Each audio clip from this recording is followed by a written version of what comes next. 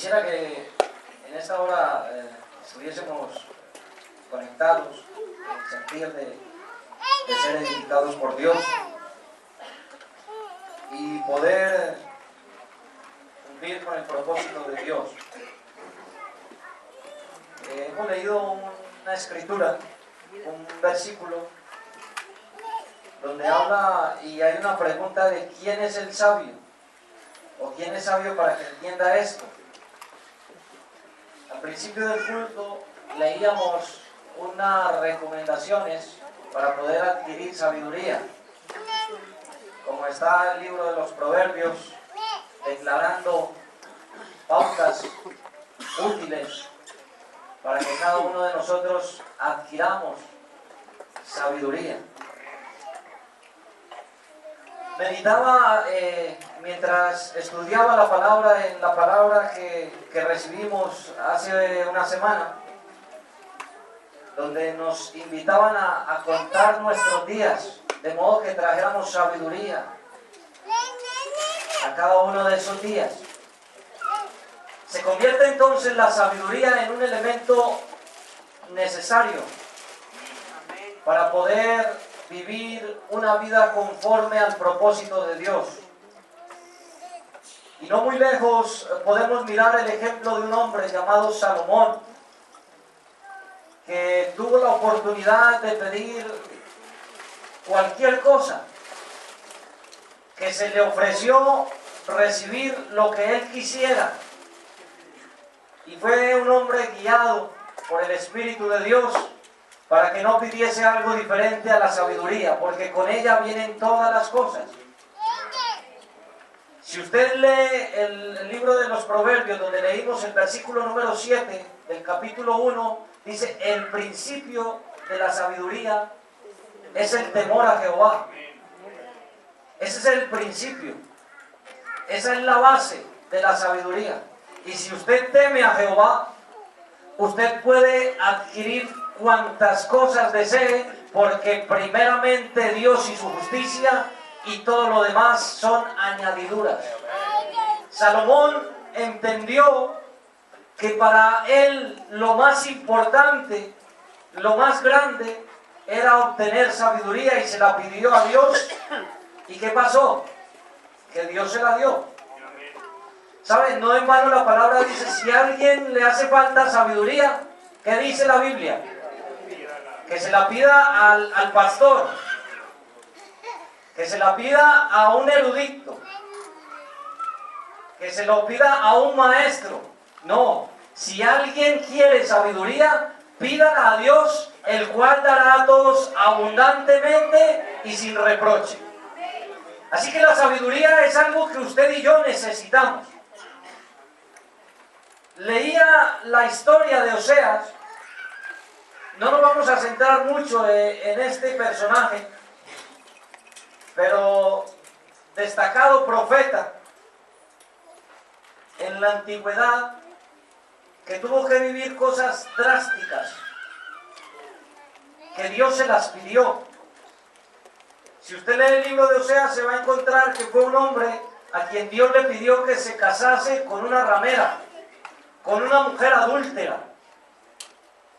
Y este hombre se dice que era un sacerdote. Por su forma de escribir y de mirar las cosas, se piensa que era un sacerdote, y de una forma inexplicable se encuentra con que Dios le pide que se case con una mujer adúltera, no sabiendo cuál era el propósito de Dios, pero a medida que vivió durante toda su historia, se encuentra que el propósito era mostrarle a Israel la misericordia de Dios. Dios usa hombres singulares, hombres que aparentemente no son muy importantes, pero que cuando Dios escoge a alguien, lo escoge con el propósito de mostrar su pensamiento, de mostrar su gloria a través de esos hombres. Y Oseas fue ese personaje que también se le llama el profeta de la restauración. Quiero que usted vaya asociando estos términos. sabiduría, restauración. Porque cada día usted y yo necesitamos ser restaurados.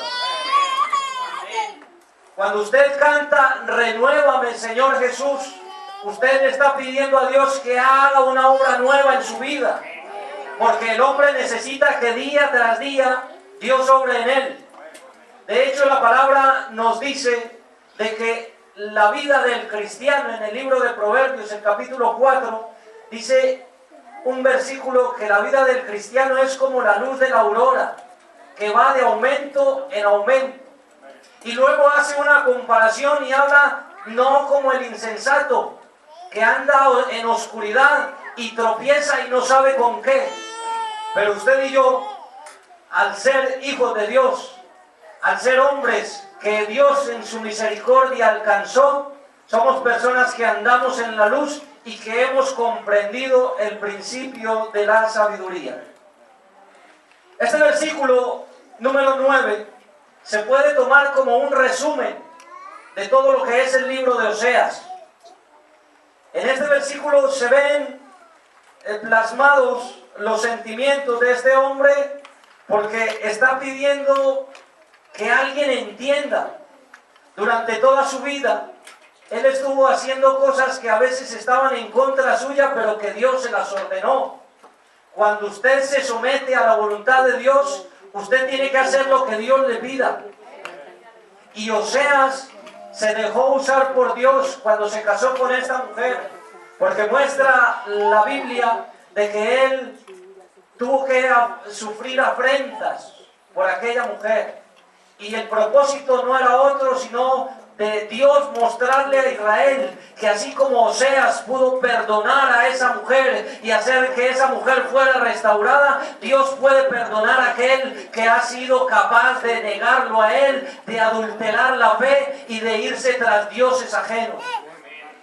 Así que cuando la palabra de Dios dice ¿quién es sabio para que entienda esto? Esto está resumiendo todo el libro de Oseas. Pero hay unas palabras ahí que son ¿quién es sabio? Para que entienda esto.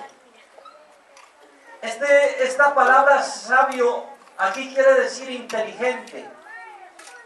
Y la palabra prudente hace alusión a actuar de acuerdo al conocimiento que se tiene. Parece que fueran similares. Parecen que fueran sinónimos, pero en este caso no lo son. Sabio, prudente, está preguntando este hombre, ¿quién es sabio para que entienda esto? ¿Quién es inteligente para que discierna qué fue lo que pasó y cuál fue el resultado? Y nos muestra la Biblia en este versículo que hay que entender y hay que saber. Esas palabras que aparecen también plasmadas en este versículo, porque dice, ¿quién es sabio para que entienda esto y prudente para que lo sepa? Hay que entender y hay que saber. Entender es la percepción que usted y yo tenemos de las cosas. Pero el saber es algo que se adquiere a través de experiencias. Nadie sabe, como popularmente se dice, nadie nació sabiendo nada. Pero la experiencia hace que usted y yo sepamos.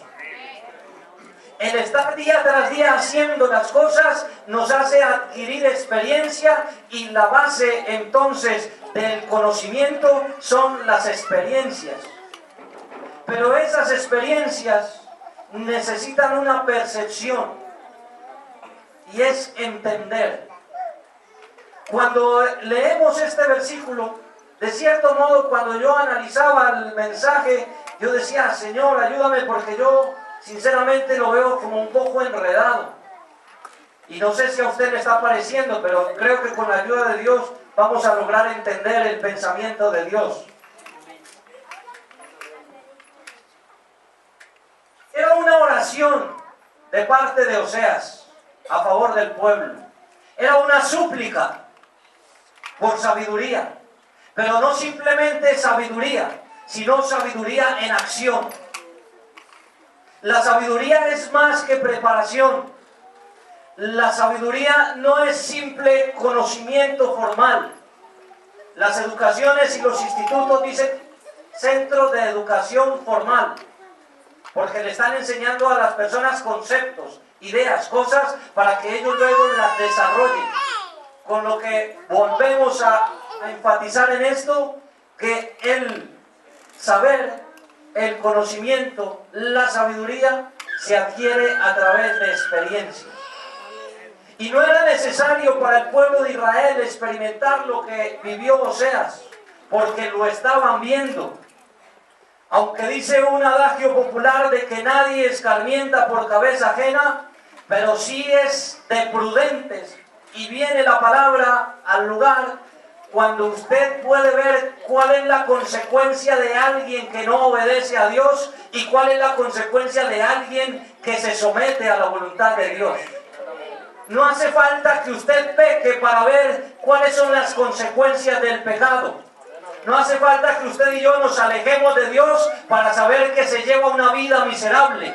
Hace falta simplemente ver a aquellos que han tenido la desgracia y han desviado su mirada del Señor para ver que no tienen una situación cómoda en sus vidas. Así que el llamado de Dios en esta hora es para que usted y yo traigamos sabiduría. Y quisiera, hermano, que de una forma muy sencilla usted y yo comprendamos que Dios le está pidiendo al pueblo, a su pueblo, a usted y a mí, que tengamos sabiduría. ¿Para qué? Para poder discernir lo que cada día vivimos y también para ubicarnos en el lugar que corresponde. El pecado hace necesaria la salvación.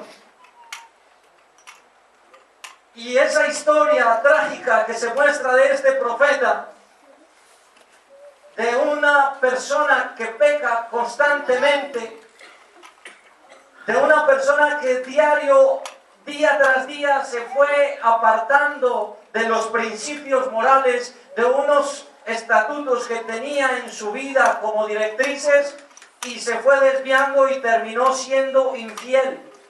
¿Qué es lo que le sucede a toda persona que se aparta de los estatutos de Dios?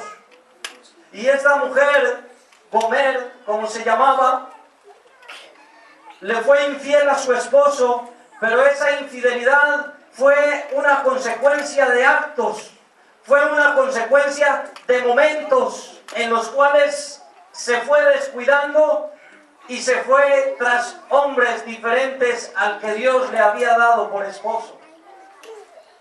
La causa entonces por la cual se peca es porque uno se descuida, se aleja. Y si usted y yo nos alejamos es porque no estamos siendo sabios, porque usted y yo no hemos puesto en Dios nuestra esperanza, porque no le tenemos a Él como la base del entendimiento, y por lo tanto el hombre peca. El pecado, esa enfermedad que nació allá en el Edén, la consecuencia que trajo hasta el día de hoy el hombre arrastra con ella. A causa del pecado el hombre pierde el deseo del compañerismo de Dios.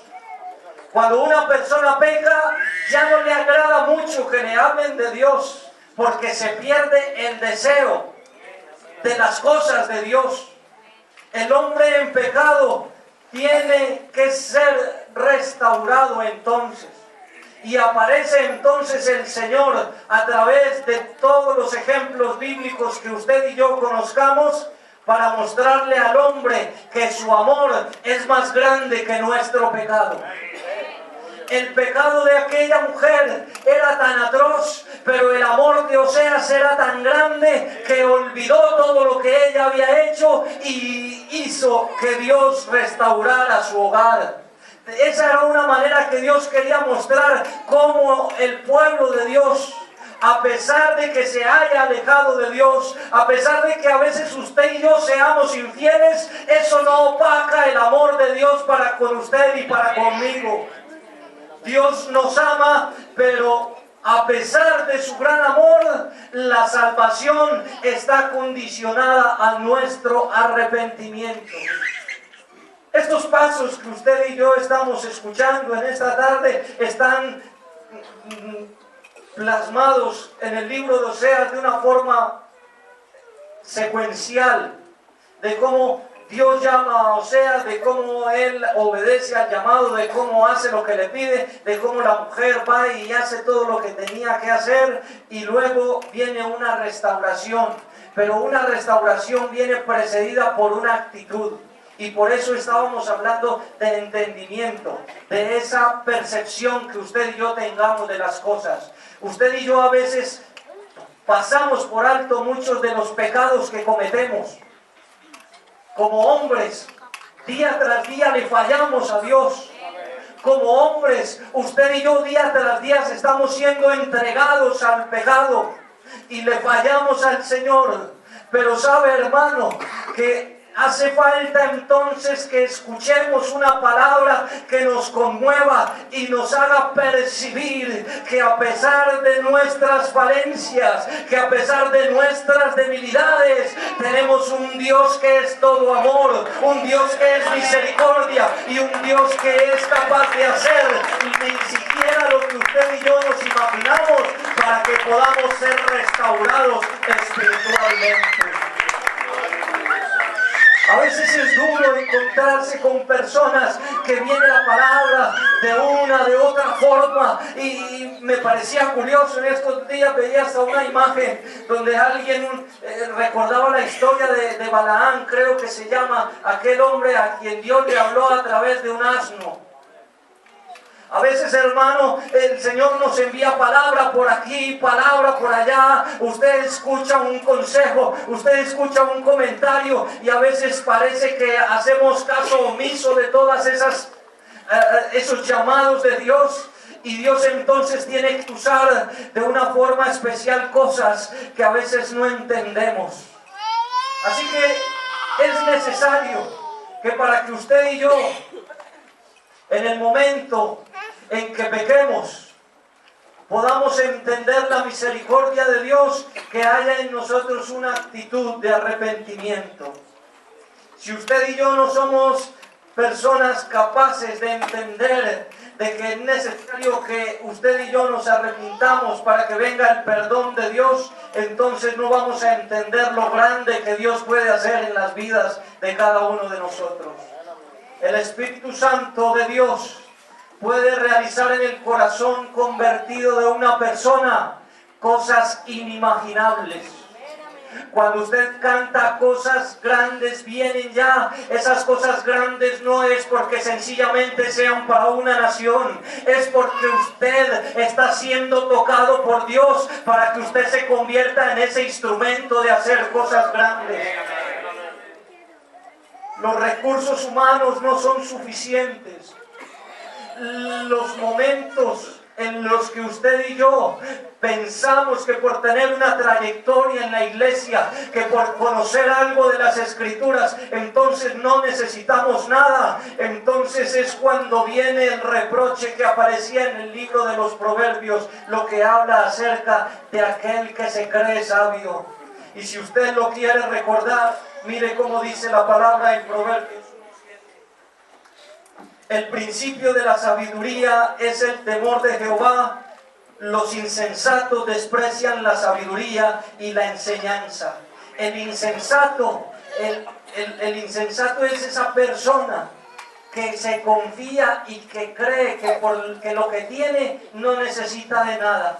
La persona insensata, ¿sabe? La Biblia menciona a unas mujeres insensatas. ¿Y sabe qué les pasó a ellas? Que creyeron que eso que tenían les iba a durar toda la vida. Insensatas porque no previeron que lo que cada uno de nosotros tiene, hoy es, pero mañana no es. La vida del hombre es como la flor del campo. Hermano, por más que usted y yo hayamos adquirido conocimiento no son los recursos humanos, no son las cosas que usted y yo tengamos las que nos pueden restaurar o hacer crecer en Dios, sino que es la misericordia de Dios derramada sobre cada uno de nosotros. Uno de nuestros presentes errores más serios es el pensar que podemos satisfacer las necesidades de la vida con nuestras propias fuerzas.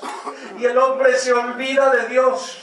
Y el hombre cree que porque entonces asiste a un culto, que porque viene a la iglesia con cierta frecuencia, él no necesita arrepentirse, él no necesita ser restaurado. Pero en esta noche hay un llamado para cada uno de nosotros como iglesia del Señor, para que día tras día vayamos arrepentidos delante de Él y le pidamos a Él sabiduría para entender nuestros propios errores. Bien decía el salmista, ¿quién podrá entender sus propios errores? Líbrame de los que me son ocultos, pero a veces ni siquiera ocultos, a veces pecamos a sabiendas, a veces nos deleitamos, o si no nos deleitamos, pasamos por alto que dentro de nosotros hay un nombre implantado, hay un nombre que ha sido derramado sobre nosotros, que nos requiere, que nos reclama santidad, y hacemos entonces cosas en contra de eso que llevamos dentro. Y el hombre se va entregando a los deleites, y el hombre se va entregando a los placeres. Y a veces nosotros como cristianos nos vamos volviendo duros de cerviz, porque estamos en actitudes negativas frente a las cosas de Dios. Y cuando yo me refiero a actitudes negativas, no estoy diciendo que usted no quiera las cosas de la iglesia, no, sino que en su vida personal, en su vida íntima con Dios, sabe que hay cosas que necesitan ser cambiadas. Hermano, la restauración no es una figura que funcione dentro de una localidad como esta. En cuatro paredes cualquiera en esta hora puede ser restaurado, pero la restauración de la que la Biblia habla es una vida cotidiana entregada a Él.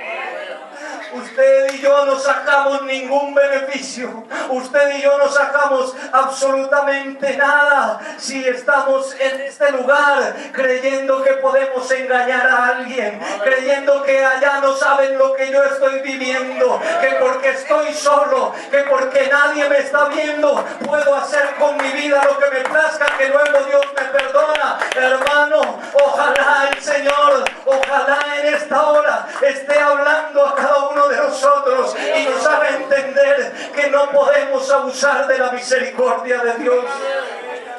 Es necesario ser inteligentes, es necesario traer sabiduría para entender cuáles son las consecuencias funestas del pecado. Y hay listas. Si usted lee Deuteronomio 28 y si usted lee cantidades de versículos que están hablando de cuáles son las consecuencias del pecado y de la desobediencia, y a veces parece que eso no es con nosotros.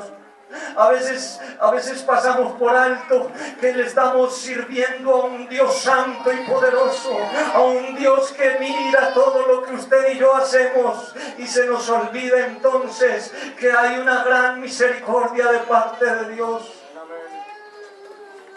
Pero sabe, hermano, yo en esta hora no vine a este lugar para presentar una palabra dura contra la iglesia del Señor, porque no somos llamados para ello. Al contrario, quiero que a través de esa actitud negativa suya y mía podamos ver la gran misericordia y el gran amor de Dios.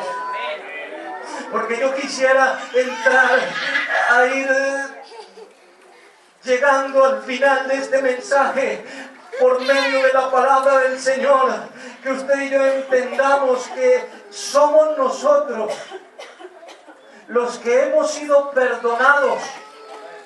Estoy hablando con alguien que haya entendido la palabra perdón. Estoy hablando con alguien que haya sido bautizado en el nombre de Jesús. Somos nosotros las personas perdonadas. las que tienen un potencial ilimitado. ¿Por qué razón? Porque una persona que no haya experimentado la misericordia y la gloria de Dios en su vida, esa persona no puede hacer cosas a través del Espíritu como usted y yo las podemos hacer. Es una persona, es un creyente, es un hijo de Dios el que ha sido perdonado, el que tiene un potencial ilimitado. Pero a veces, hermano, caemos en la trampa del enemigo, a veces caemos en la trampa del diablo y estamos obstaculizando la obra de Dios, porque siendo seres que un día no tenían razón de existencia, siendo hombres y mujeres que estaban perdidos en el pecado, vino el Señor, nos cogió, nos trajo a un lugar donde se alaba y glorifica el Señor, nos limpió, nos salvó y nos estamos olvidando de eso que tenemos dentro de nosotros.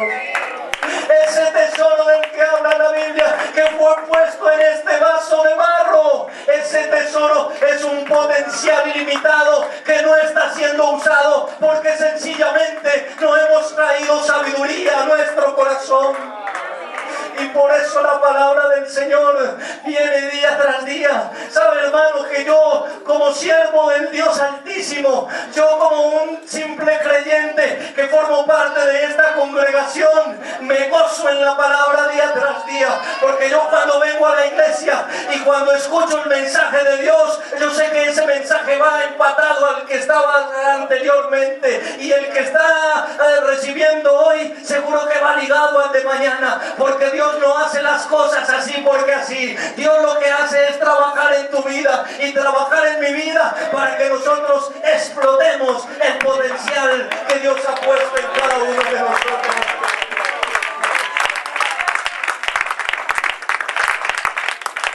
El conocimiento de que los pecados de uno han sido perdonados tiende a crear salud mental. ¿Sabe, hermano? La culpa desaparece porque Dios se ha llevado la culpa. Cuando una persona recibe a Jesús como su Salvador, esa persona recibe fruto del Espíritu. Y por eso le estoy hablando de esto. Y por eso Dios en esta hora quiere que usted y yo comprendamos que es a nosotros los que hemos recibido el perdón. Porque cuando uno recibe el perdón, lo que usted está recibiendo es a Dios en su corazón. Y cuando usted y yo recibimos a Dios en nuestro corazón, recibimos el Espíritu de Dios. Porque Dios es Espíritu. Y sabe, cuando Dios está en nosotros, entonces ese Espíritu produce un fruto. ¿Es así o no es así, hermano? ¿Y el fruto del Espíritu cuál es? Amor, gozo, paz. Y yo le hago una pregunta, iglesia del Señor. ¿Hay alguien que pueda sentir amor diferente a usted y yo, tan grande como usted y yo sentimos? ¿Sabe, hermano? Yo le hago una pregunta. Al saber, en estos días leía un texto también donde dice que el amor no consiste en que nosotros amemos a Dios, sino en que Él nos amó primero.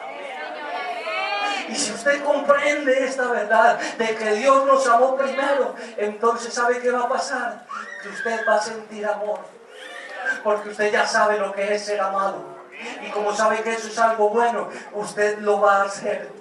Y el fruto ese del que habla la Biblia en el libro de Gálatas, de que el fruto del Espíritu es amor, gozo y paz. Yo le hago otra pregunta, iglesia del Señor. ¿Hay alguien que pueda sentir más paz que la que siente un hijo cuando es perdonado? ¿Sabe, hermano? Si usted en su mente ha llegado a comprender que el pecado es algo horrible, y usted cuando ha hecho algo indebido está intranquilo y está diciendo, ¿y ahora cómo lo soluciono? ¿Y ahora cómo hago para arreglar esta situación? ¿Y ahora qué? Y se desgasta y se desvive para que eso que le está quitando la paz sea borrado. Pero sabe, iglesia del Señor, que en el Señor usted y yo obtuvimos la verdadera paz. Porque cuando usted era un enemigo de Dios, de repente viene Dios y le perdona todos sus pecados y usted queda siendo amigo de Dios. Y cuando usted es amigo de Dios, usted es una persona que tiene absoluta paz. Amén. No la paz de la que hablan las entidades sociales, los gobiernos, los movimientos que día tras día se levantan para que haya paz. Pero sabe que la paz no es un factor externo. La paz es un fruto que sale de una vida que ha sido redimida, que ha sido restaurada, que ha sido perdonada, que ha sido llena de las cosas grandes de Dios. Aleluya. Ese amor, esa paz, ese gozo, esa benignidad y todas las virtudes de las que habla la Biblia, que son el fruto del Espíritu, eso se convierte en parte de nuestra vida. Una estimación de las cosas gloriosas que pueden hacerse con una vida semejante es inmensa. El fruto de fracasos redimidos es ilimitado. ¿Qué estoy diciendo con estas palabras? Que cuando usted sabe cuál ha sido su pecado, sabe, hermano, magnitudes de pecados que el Señor perdonó en mi vida, ¿cómo no he de servirle a Él? ¿Cómo no de amarle a Él? Iglesia del Señor, ¿cómo no he de entregar lo mejor de mi vida a Él? Si es que antes mi vida no tenía valor y ahora yo sé que soy salvo. ¿Qué puedo hacer en pro de ello? ¿Qué puedo hacer en pro de ello? Entonces tiene que venir a la vida actitudes como el agradecimiento. Si usted y yo no somos agradecidos, y todo eso hace parte de la sabiduría. Cuando usted dice, y el hermano, ¿por qué menciona todas esas cosas? Es que la sabiduría es el cúmulo de todas esas experiencias. Si usted no vive en Dios, usted no adquiere conocimiento. Y por eso la palabra enfática en esta hora, el principio de la sabiduría es el temor a Jehová. Hermano, temámosle a Dios a ver cómo nos va. Temámosle a Dios a ver si usted necesita algo más fuera de Él. Lo cantábamos y lo hacíamos con fervor, porque sabemos que fuera de Él nada deseamos en la tierra, nada queremos en esta tierra que no provenga de Él. La vida con Dios es hermosa, porque cuando uno se da a sí mismo a la nueva vida en Cristo, adopta un conjunto nuevo de valores. Por eso, hermano, es necesario que usted y yo vivamos conforme a lo que somos.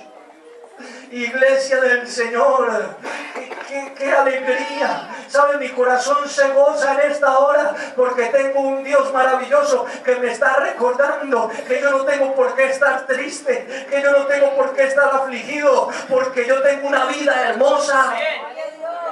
Hermano, y si las cosas no me salen bien, yo sigo teniendo a Dios.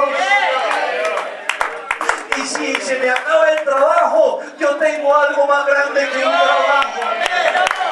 Y aunque mi padre y mi madre me dejaren, yo tengo un Padre celestial que no se ha olvidado de mí, que me ama, que me perdona, que vela, que cuida de mí.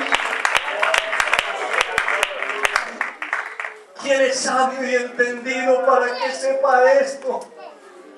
Que el amor de Dios es tan grande, iglesia del Señor, que el amor de Dios es tan hermoso, que cuando la persona se da cuenta, no le queda otra cosa que quedarse como lo hacían los hombres en la época de Jesús. Quedarse atónito ante las palabras de Dios. Que es el deseo entonces que día tras día nos lleva y nos trae a este lugar para escuchar la palabra de Dios. Porque la gente verdaderamente sabia es la que escucha la palabra de Dios. Que no se presenten pensadores, filósofos o personas que dentro de la sociedad han aportado algo de conocimiento a combatir con algo tan glorioso como es la palabra del Señor. Porque todas las cosas del mundo, todo lo que el hombre ha hecho, todo lo que el hombre ha adquirido, todo eso es efímero y pasajero. Pero la palabra de Dios es algo que siempre está, que permanece y que nunca pasará. Aunque Dios hable de muchas maneras, la Biblia es para el creyente el supremo registro de lo que Dios ha revelado en ella. porque ahí usted y yo encontramos sabiduría, porque ahí usted y yo encontramos autoridad para la acción. A veces no hacemos porque creemos que no estamos autorizados, pero sabe, hermano, que toda potestad le fue dada a Dios en el cielo y en la tierra, y esa potestad que Él obtuvo, Él la delegó a nosotros como hijos suyos.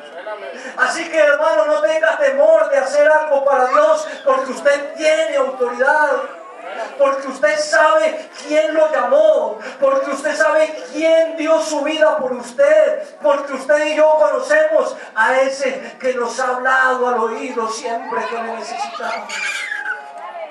Y en el momento en que usted recuerde que ese Dios tan grande y tan maravilloso es el que obra en su interior, usted tiene que dejar a un lado la actitud negligente para Dios. Que Dios cada día nos ayude, iglesia del Señor. Que Dios cada día sea obrando en nosotros y ayudándonos a comprender que los caminos de Jehová son rectos y que los justos andarán por ellos. Ese es el propósito de Dios. Dios no espera nada diferente de nosotros, sino que se levante alguien que entienda, que comprenda que la vida cristiana es hermosa, que la vida en el Señor es hermosa. Y cuando yo le hablo de la vida en el Señor, hermano, le estoy hablando individualmente, como colectivo. Usted y yo somos algo, pero esto no rige por lo que piense lo colectivo, sino por lo que Dios le ha dado a cada uno de los que estamos aquí presentes. ¿Quién es sabio para que entienda esto y prudente para que lo sepa? Los caminos de Jehová son rectos y los justos andarán por ellos. Y viene la palabra trágica, mas los rebeldes caerán en ellos. Yo sé que en esta noche Dios está hablando a una iglesia que entiende lo que es ser justo. Yo sé que en esta hora aquí hay un remanente de parte de Dios que ha sido limpiado, que ha sido justificado para andar por los caminos de Dios. Porque sabe, hermano, que si alguno de nosotros nos quisiésemos desviar, si alguno de nosotros nos quisiésemos alejar, vamos a caer en una horrible expectación de fuego. Porque dice la palabra del Señor que no hay peor castigo para aquel que teniendo por inmunda la sangre de Jesucristo vuelva a hacer las cosas de las cuales ha sido libertado. Si usted ha sido libertado del pecado, hermano, en esta hora yo le invito para que usted viva conforme a lo que Dios le ha llamado. Yo le voy a invitar para que usted esté sobre sus pies, o si usted quiere arrodillarse ahí donde está, o si quiere venir al altar. En esta hora vamos a finalizar haciendo una oración. Vamos a decirle al Señor: iglesia del Señor, iglesia de Cristo, escúcheme por un instante más. Vamos a entregarle al Señor en esta hora todo eso que hay en nosotros. Pidámosle al Señor sabiduría en esta hora. Señor, dame entendimiento para saber qué es en lo que te estoy fallando. Dame entendimiento para saber qué es lo que me detiene. Y si usted ha escuchado esta palabra conmigo, se va a dar cuenta que usted no tiene que lo detenga. Usted y yo no tenemos barrera, hermano, porque dentro de nosotros hay algo tan grande como es la presencia de Dios. El poder ilimitado de Dios habita en tu vida. En Él estamos completos, iglesia de Cristo. En Él estamos completos. No busques fuera lo que no se te ha perdido. No creas que ese vacío que hay en tu vida, no creas que esa forma de vida que tienes es lo que te satisface. Estoy hablando con alguien que reconoce en esta hora que en su corazón hay un vacío, que en su corazón hay algo que le mueve y que le dice: estás necesitado de Dios. Y aquí hay una experiencia especial con Dios. No hace falta que vengas hasta este altar, solo hace falta que tu actitud delante de Él sea algo especial y le digas a Él: Señor, enséñame a contar mis días, que traiga sabiduría a ellos. Enséñame, oh Dios, a andar por tus caminos. Enséñame, oh Dios, cada día tu palabra. Hazme brillar, oh Dios, con tu luz. Hazme brillar con tu luz, oh Dios. No quiero convertirme en alguien que pretenda adquirir algún protagonismo. Solamente quiero ser esa persona que refleje lo que hay en mi vida de ti. ¿Qué pasa con nosotros, iglesia? ¿Qué están viendo en mi vida? ¿Qué están viendo los demás en mi interior? Si todavía no te ha alumbrado la luz de Dios, si todavía no has permitido que esa luz se refleje, es porque ese cristal, es porque ese recipiente no está lo suficientemente limpio. Y aquí está el aceite que purifica, aquí está el agua viva que limpia cada corazón. Soberano Dios, Señor poderoso, en esta hora